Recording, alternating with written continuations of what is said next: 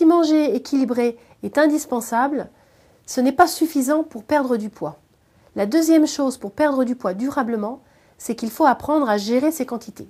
Je pars du principe que l'animal sauvage ne compte pas ses calories, ne pèse pas ses aliments, ne consomme pas de compléments alimentaires et pourtant, il est toujours à son poids de forme. Lorsque l'on prend un animal dans la nature et qu'on le domestique, si on prend par exemple le cas du chien domestique, on va lui imposer des horaires, on va lui donner à manger, des quantités qu'on va définir nous-mêmes et finalement, cet animal domestique va avoir tendance à prendre du poids au fur et à mesure des années.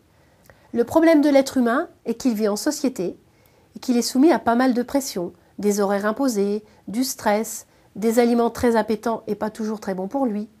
Il finit par manger plus par habitude que par réel besoin ni plaisir. Manger est à la base un acte naturel qui est devenu quelque chose de compliqué, un véritable casse-tête. Notre objectif en tant que professionnel est de vous aider à retrouver la sérénité, le plaisir de manger sans se casser la tête. Un peu comme l'animal dans la nature, qui ne se prive pas, qui mange sans se poser de questions et qui n'a jamais de problème de poids. Mais écouter son corps s'apprend. Car la vie en société et le stress qu'elle nous procure nous a fait perdre tous ces repères naturels. Il y a souvent des moments où on a faim et où on ne peut pas manger, d'autres moments où on n'a pas faim et où on mange. Les repères naturels sont complètement perturbés.